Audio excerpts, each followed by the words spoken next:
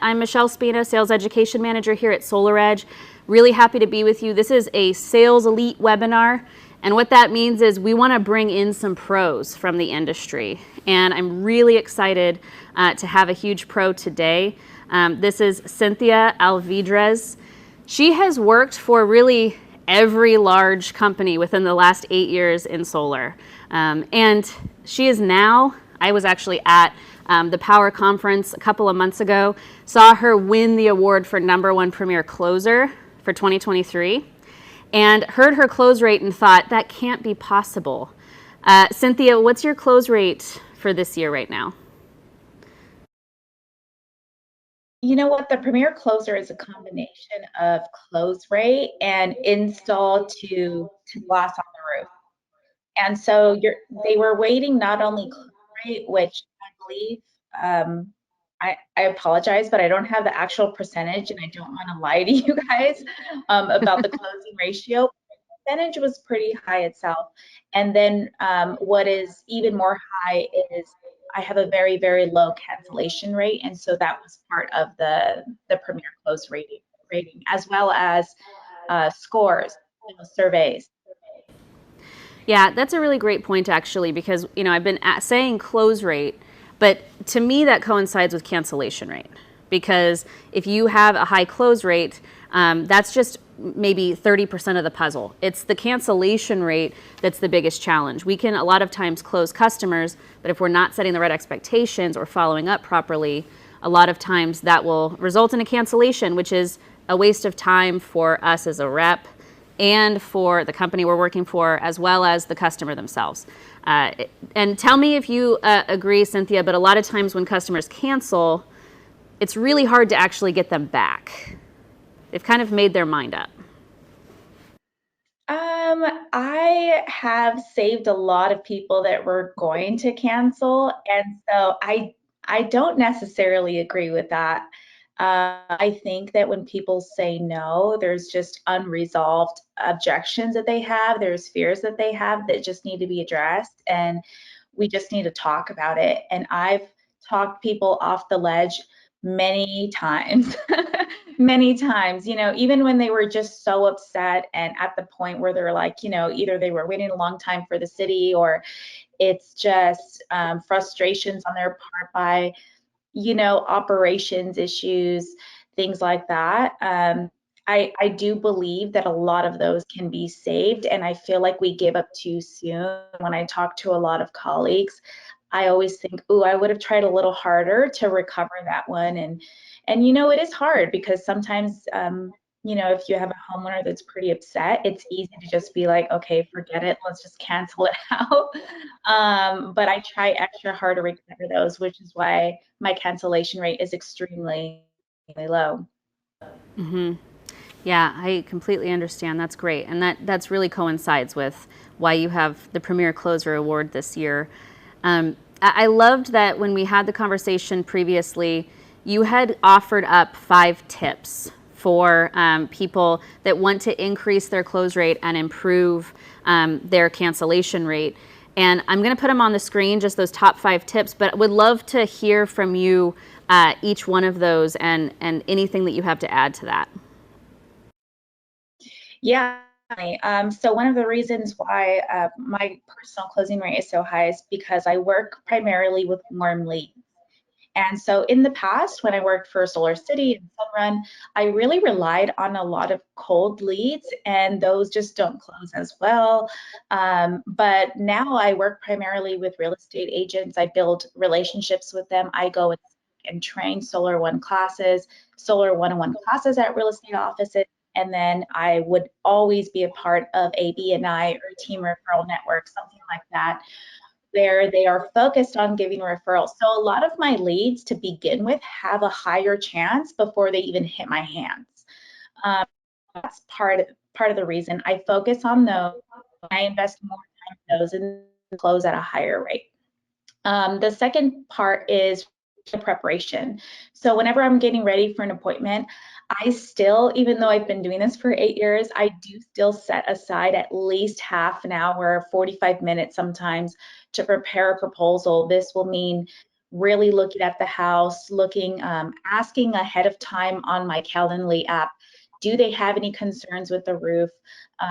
Just gathering all that. I don't do a discovery call, but I gather that information as I book the consultation on my Calendly app. And I just make sure to have a solution or some sort of game plan going into the consultation with them so that I have everything prepared ahead of time. What I think I'm going to pitch them for a purchase, or if I think I'm going to pitch them a lease or a PPA, having all of that ready, and whoever referred them getting extra information, like what do they do for work? Do they have kids? Just that extra information helps me get to know them better in the consultation. When it comes to the third thing, build trust with the customer and be their advocate. So building trust with the customer and being their advocate really has to do with more, not in the close of the sale, but throughout their project. Throughout their project, just letting them know that you're going to be there for them and you're going to guide them through their process, their project process is really important, because I think a lot of sales reps sign people up and then the customers are kind of left to fend for themselves sometimes. And I like to reassure my customer in the beginning, hey, I'm going to walk you through this process step by step. You're going to get weekly updates from me. You can call me if you have any questions. You can text me if you have any questions, any concerns. And I just give them full permission to have me, go to battle for them if I need to, with the city, with the company I work for, with anything. And so they have that trust in me from the beginning. When it comes to number 4, this one is the most important one for me. I do feel like this is why I have a good sales, building that genuine connection during the consultation. And I don't mean, this is a very important distinction, I don't mean mirroring your client. I hear a lot in sales, oh, if you see, that they are into fishing and you see fishing stuff on the wall, pretend you like fishing and say something about fishing. I feel like that's really disingenuous. And whenever I hear that, it honestly is a little frustrating. And that's what I used to do in the beginning too. And it just felt so fake, that now I really just focus on what I call soulful selling. It's actually something that a lender of mine taught me, a partner that I have, and he talks about just coming from a place like within your soul, like getting to know other people for who they are, and really having like that genuine connection of really getting to learn who they are as a person, relating to them on a human level when you're talking to them. Little things like paying attention to what they say. You're not like waiting for them to finish so that you're trying to speak and say your sales pitch, but you're really getting to know them as a person and really, truly, genuinely earning another friend, which is way different than just trying to mirror what's going on, right? And the fifth thing is solid follow-up. You're not going to close everything in the first round. I am not a one call close kind of girl. I, in fact, rarely ever one calls. Usually I do have to have follow-up, but that is why my rate from sale to glass on the roof is so strong, because I know that when they sign up, they're going all the way. They're not going to cancel throughout. It's very rare that cancellation language even comes up. And yeah, I would say that pretty much wraps it up. Great. I mean, I think that a couple of things about number 1. So for anybody who, it does sound like there's a couple of people here that are just getting started. And I know that you've had those real estate connections for a long time, but for somebody who's just getting started, maybe they're in a new territory and they don't really even know very many people in the area. What do you recommend to get those connections on the real estate side, or maybe even roofing side? What other partnerships can they look for? I think if they are going to go, if you're looking for other partnerships, yeah, roofers, lenders, people in title, anyone that does home services, security and alarms. I find greater success in walking into an institution like an office that has multiple agents and networking with them as in multiples. I don't find a lot of success working one-on-one with real estate agents or lenders. I feel like it's better if you can get into an office and speak as a presenter and just say, hey, my name is so-and-so. You could even say, I'm new in the area. I represent this company. And here are 3 things that set us apart from other companies. So you don't need to know a lot about solar. You don't need to be a professional to go into a real estate office and teach that, because keep in mind that like realtors don't know very much about solar. So anything you share is going to probably be helpful information. And if you just show up in your friendly face, what they're looking for a that they can trust. That's a really great point. Michael has a good comment here. He says, point number 4 on your list is gold, and this one allows him to close long deciders, those long deciders that are taking a long time to make that decision, or maybe are reluctant to go solar. It's building that trust and that genuine connection. It's really interesting that you said it feels disingenuous to try and look around the house and find something that you connect with. I completely agree that it's, people know when salespeople are around. They know the tricks now. They know that you're looking for that type of thing. So if you see a sports team and you're like, the 49ers, me too. It's like a lot of times people will know. Homeowners do understand that you're looking for something to relate to. But that genuine connection, to me, it also coincides with active listening, staying curious, like actually wondering and caring about what that person values and is motivated by as a human, like you said, relating on a human level. And I loved the earning a friend situation. That's great. That's a great point. So speaking of follow-up system, I know that you have a cadence and you've named it in terms of follow-up. And I think was it Followup Fridays that you have? Yes, that's how I remember. I have little things like Followup Friday, or, for me, Solar Saturday is time for me to put aside to create social media posts to post week. Followup Friday for me has been pretty consistent over the last 5 years. So on Fridays, what I do is I follow up with any warm leads first that I met with and haven't signed up, and just see where they're at, see what questions they have, see if they're ready. And then after that, I go to colder leads and try to see if I can recover some of those. I would say that almost a third of my closes come from people that said they weren't ready back then, right? In the past.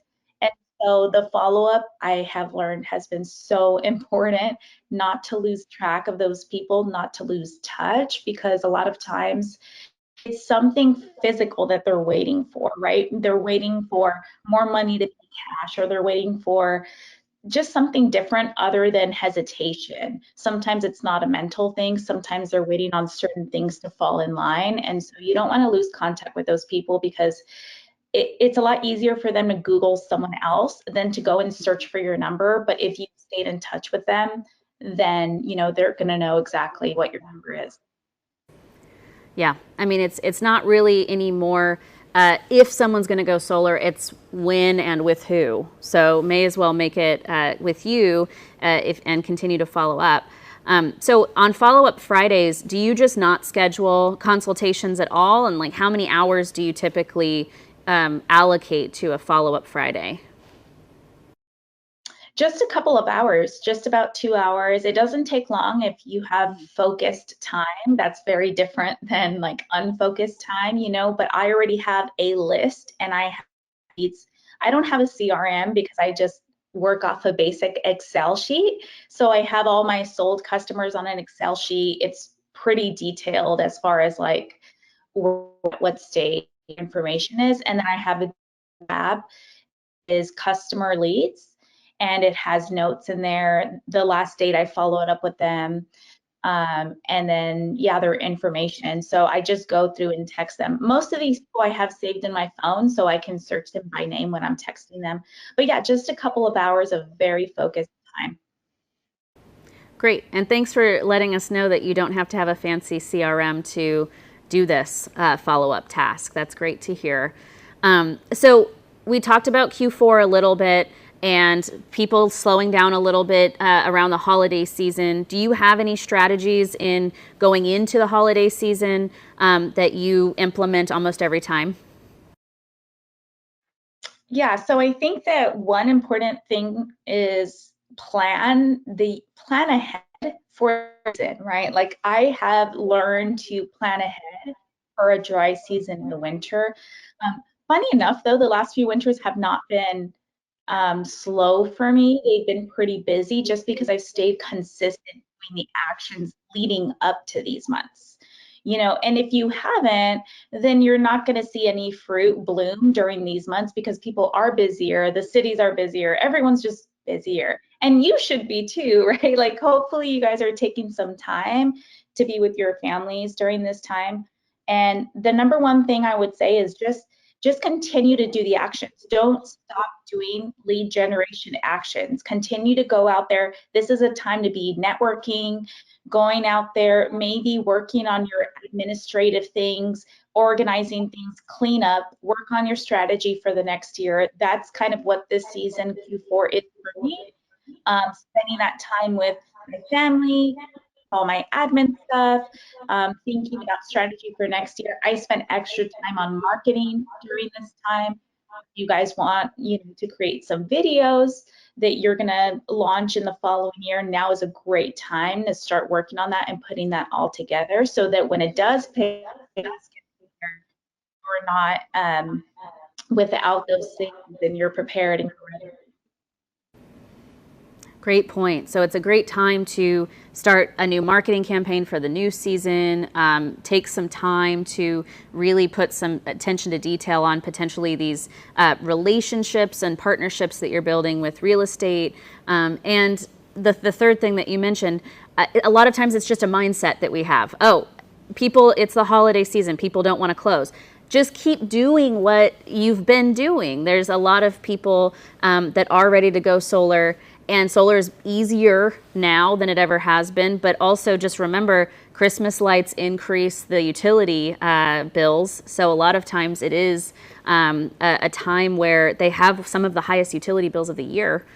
So it does kind of help us to say, is your electricity bill high this month? And it helps us. So in terms of asking for referrals, and a referral type situation, do you have any strategies on getting referrals from existing customers? I think the first thing is just providing good customer service. I wouldn't dare ask for a referral if I hadn't provided good customer service. I think that my chances would be very slim. So I think that that's a core, before you even ask.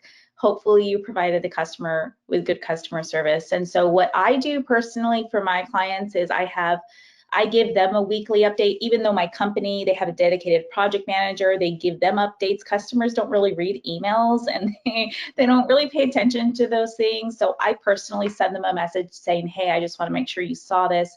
This is what's next. This is what we're working on. Do you have any questions? And they get a message every single week. I do that every Monday.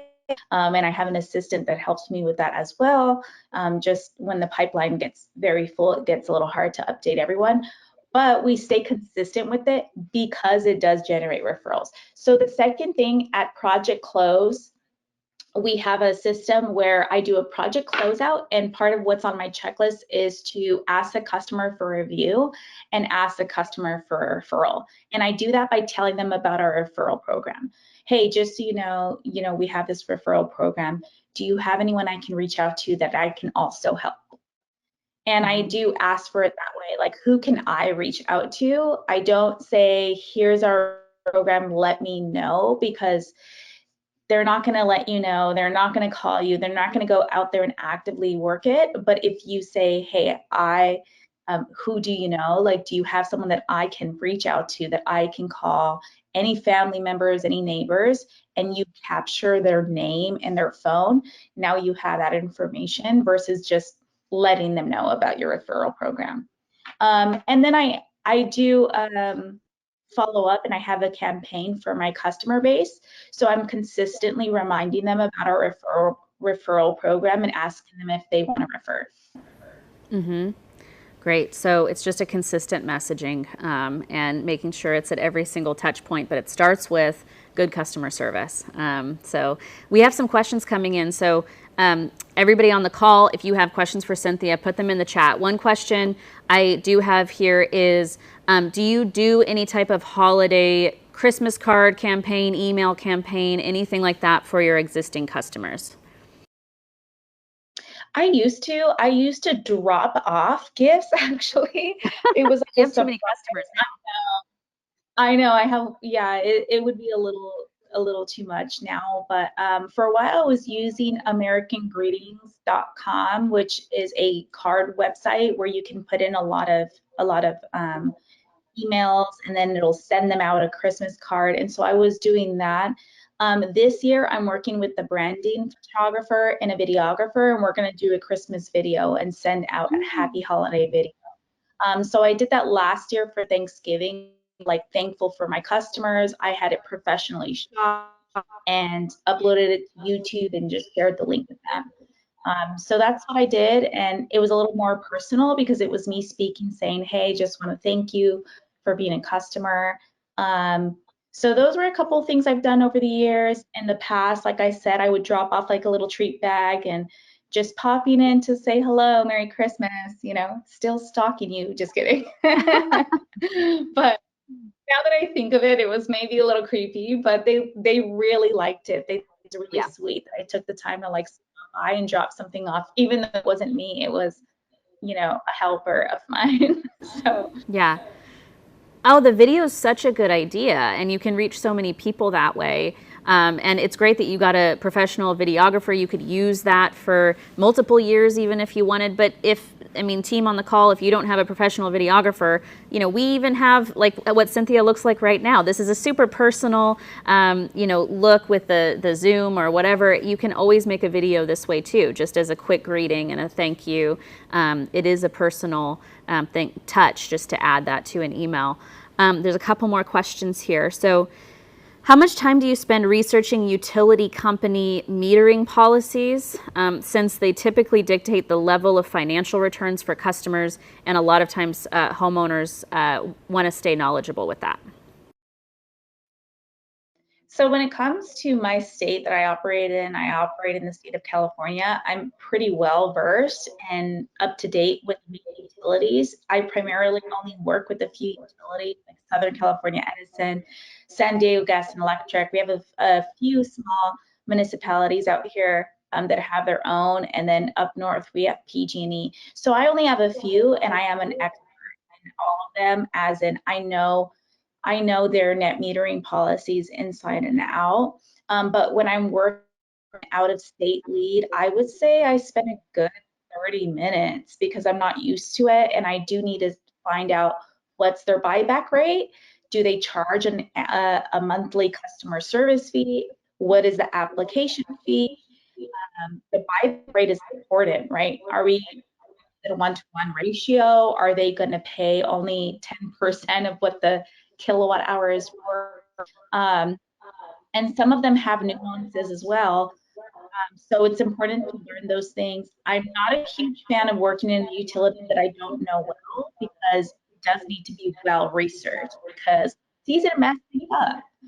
And if you're working out of state, I would say spend a good half an hour, even call the utility, especially with smaller utilities. A lot of times you can reach a solar representative who will give you information over the phone, and they're usually really helpful, helping you decipher that NEM policy they have on their website that is usually 20 pages long or so. Yeah.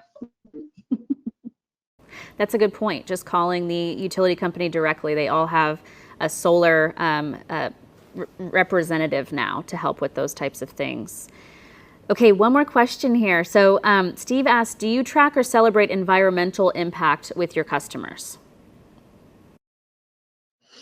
I do not, honestly. I wish I did, because it is so important to go back and say, hey, by the way, like your system offsets this much CO2. For my company, it's on our proposals even, and I don't utilize it as much as I really should. Um, and now that, you bring that up, I'm thinking like, wow, there's such a good way to do that where it's another touch point right after you install the system too, to just say, hey, by the way, like by you going solar, you made the right decision, you offset this much CO2. So I could see myself incorporating that maybe in a newsletter. But to answer your question, honestly, no, I don't, but I should. Yeah, Steve, that's a great tip. And even incorporating it into video, like your holiday video. So, really good tip. Cynthia, this was 20 minutes of supreme nuggets that we can walk away from and use to increase close rates. We love to hear from a pro. What you're doing out there is incredible. Thank you so much for being here with us.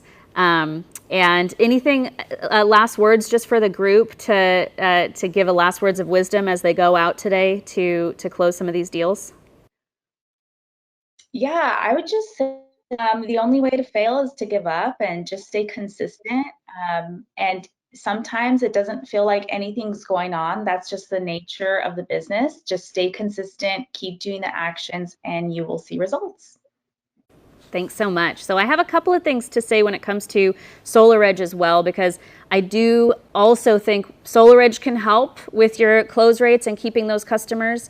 I found this really cool stat yesterday, and it's really uplifting. So if you look at this, about 50% of consumers plan to have smart energy in their house by 2024. Guess what, team? 2024 is next year. And so this is really exciting. So if you see this list, a lot of them are talking about smart meters, batteries, EV chargers, solar, of course, smart energy management.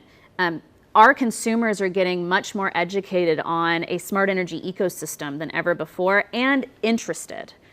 So if you look at this list and it says, let's say even 20 to 30% of people are talking about getting an EV charger by next year, think about all of your customers.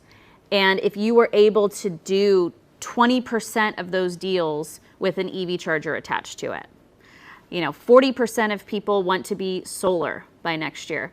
What if you had additional people that you were going to close because of that high interest? All of these smart energy solutions are going up and to the right for next year, which is very exciting. So my question for this group is, what if you could offer that entire solution? What if you could be the one to offer all of those pieces for your homeowners? That's going to help to increase those close rates as well, because consumer interest in all of those smart energy devices is very high.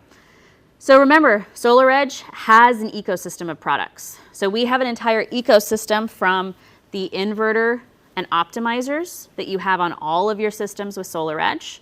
We also have our SolarEdge battery and our EV charger, and we have smart load controllers now as well. So if your homeowners want to manage those heavier loads in an outage, and they want those to turn on and off automatically for them, but they also want to interact with them on their app, they have that opportunity now. So you have this all to offer for your homeowners, but the really important thing is all of these components talk to each other as well. So they're making intelligent decisions for your homeowner. They're deciding, hey, I'm going to discharge the battery right now because it's going to be advantageous for the homeowner to discharge at this time. I am going to charge on excess PV energy with my car because instead of sending it to the grid, I want to send it to the car. So it's allowing them to have an entire ecosystem that talks to each other, and you can offer that for your homeowners.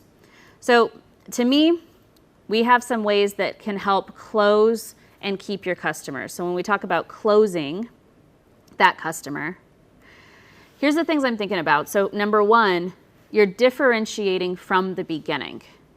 You're going into a home and that homeowner may have multiple solar bids, but you're coming into a situation where you can say, we have something different. We're a smart energy company. We're offering an ecosystem.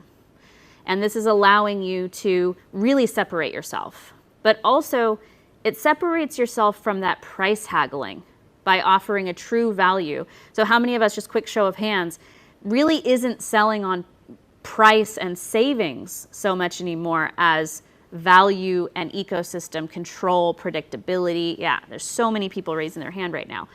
It's really shifting. That environment is shifting now where people just want that control and that ability to be able to really understand their energy ecosystem. But it also streamlines the project because you're working with one manufacturer.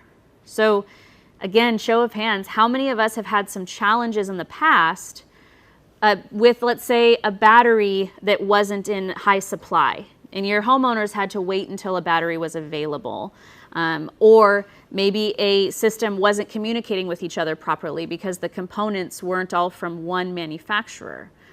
This is allowing you to streamline that project for your homeowners because you're working with one single solution coming from one place. So we're also speeding up that process for your homeowners. We all know it's all based on that My SolarEdge app as well, where your homeowners can track and manage their whole ecosystem. But let's talk about keeping those customers. How do we keep them? Well, because the ecosystem allows us to easily add on products, you can go back to homeowners and add products later to their entire ecosystem. So maybe today they just have an appetite for solar because they're just getting into that energy ecosystem, but they're looking to get a battery maybe in a couple of years. You can go back to them and add that on. I've heard a lot of strategies from sales teams, especially I saw quite a few people today that are in winter areas. In California, we don't really have a winter, right? We can be on the roof the whole time. But Colorado, hey, shout out to Colorado here. There's a lot of months where people are not installing solar on the roof because of snow.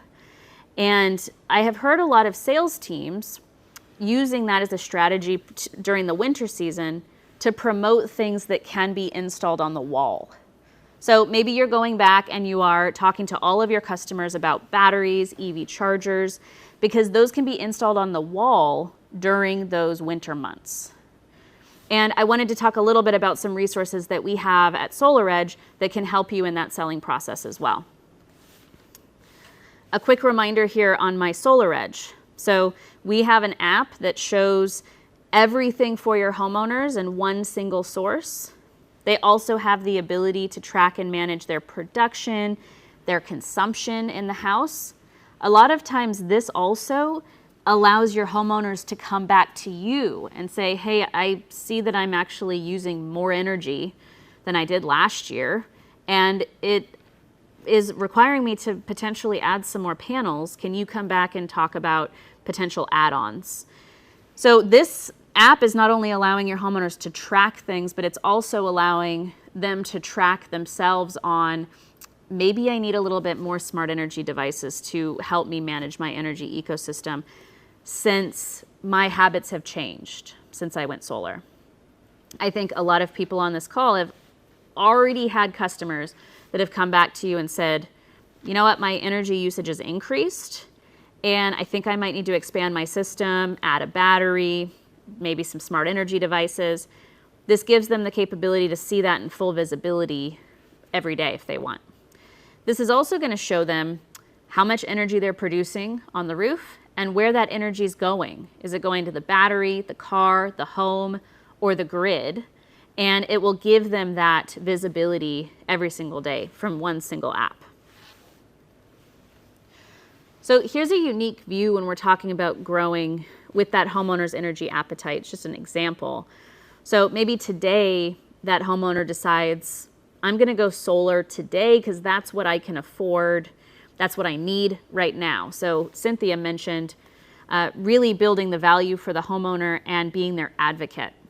So we need to be their advocate from the beginning to say, we can offer you what you truly need today. So maybe what we need today is just solar, but if we put that home hub inverter on that system from the beginning, which is that inverter, it allows us to add things on later.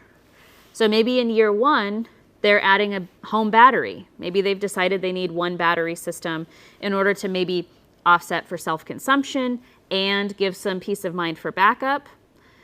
And then in year 3, there's 2 EVs in the garage, and they are thinking we need at least 3 kW more solar, and we need to add an EV charger. So this gives you the ability to do that in order to continue to add on and keep that customer for a lifetime. Year 5, maybe they're adding another battery because now they have EVs, they have one battery, they know that interaction, they're gonna add another battery and maybe some smart energy devices.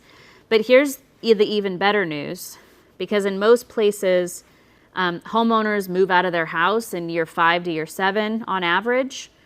And when they move into their new house, they already know the value of the ecosystem. They know the value of that SolarEdge product. So they come back to you as their advocate to say, we want solar and batteries on our new house. I was just talking to a sales rep 2 days ago, and he was saying, can you help me with the My SolarEdge app to ensure that my customer has all of their addresses on one single login? So that's an easy thing to do. But I was surprised to see after we put all the sites on that this customer had 15 addresses. And this sales rep had been their advocate to sell them all 15 houses. And that homeowner knew the value of the SolarEdge system, so it was easy to just, let's copy it for every house. So this is a great advantage for this system as well. Okay, so I mentioned that we have some resources, and I'm gonna have my friend and studio expert here, Chris, put in the chat box a link. I wanted to feature some of these resources, and I'm hoping that this team can check them out right after this. I'll put them in the email as well. I send a follow-up email after all of our events along with the recording. But this is a really cool resource library, especially the interactive brochure and selling tool. So that selling tool is something that you can use in the house. You can also just send the homeowner a link and it can be a leave behind if the homeowner wants to look at it later on. But it really walks them through the whole ecosystem. Also, homeowner videos. So Cynthia mentioned those touch points when you follow up with that customer. Maybe on your Followup Friday, you make an email and you add one of those videos to really get the homeowner excited about an ecosystem of products. So we have those homeowner videos available. And then a lot of you have asked for estimator tools. So we have a battery estimator tool on our website. We also have a one-pager that allows you to show that homeowner what they can back up based on 1, 2, or 3 batteries. So we have a lot of these tools that I want to make sure this team is leveraging as well to ensure your homeowners really understand that ecosystem of products. So check out that link that was just put in that chat box. You can get all of these resources there as well. Truly, team, that's all I had for you today. I really wanted to focus on increasing close rates and making sure we can hold on to our customers. But what questions does this group have before we close out? I see a couple here that I do want to address. So number 1, EV charger. Can you tell us a little bit more about that? So this EV charger is a level 2 fast charger that can be wired directly into the inverter. So that's an advantage, because if anyone here is selling an EV charger on your proposal, you know that many times you're going to have to hardwire that into a main service panel. And what does that mean? We're risking main panel upgrades again. This is actually wiring directly into your inverter. So it's sharing breaker space with that inverter. But it's also communicating with the whole system. Your homeowner can smart schedule on their app. They also can charge from excess solar energy. So it will, called solar boost mode, it will charge faster on solar plus grid energy. So it's a full interactive, collaborative ecosystem with the solar itself. It's compatible with all electric vehicles. So you can use it for any EV in the market right now. Okay, I think, this question. What size is the SolarEdge battery? Does anybody have that answer? Let's see. Yep, there's a bunch of people. 10 kilowatt hours. It's this guy right behind me. right here. So 10 kilowatt hours is the size of that battery. We can stack up to 3 batteries per inverter and 9 batteries on a house if that homeowner really needs it.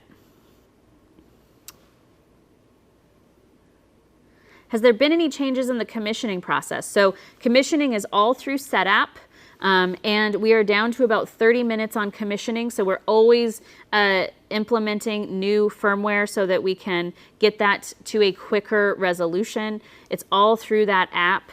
And if you are on the installation side and you haven't yet taken our Installation Made Easy, either virtual course that we do once a month, or in particular regions in your territory, we may have an actual live demo wall at a green tech location.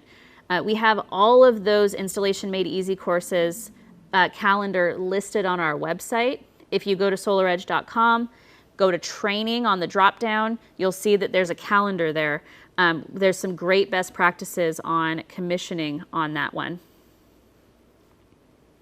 Okay, it looks like that we got all those questions answered today.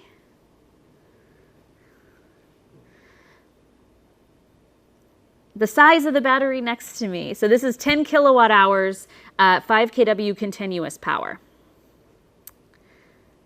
The model number for the car charger, gosh, I don't know the model number off the top of my head, but there is only one car charger available on the price list. So it is called the SolarEdge Home EV Charger. It's a standalone product. It's the only one that's available on the price list currently. We only have one version. All right, team, thank you so much for joining today. If you are going to be a part of our technical hour that's right after this, then there is an additional, another registration link for that. I'm sure that everybody is registered. Cameron and Magnus are coming up next. So we will be starting that technical one in about 15 minutes. So thanks so much for joining today. We'll talk to everyone soon. I'll send out the recording and all of these links in this afternoon as well. Talk soon.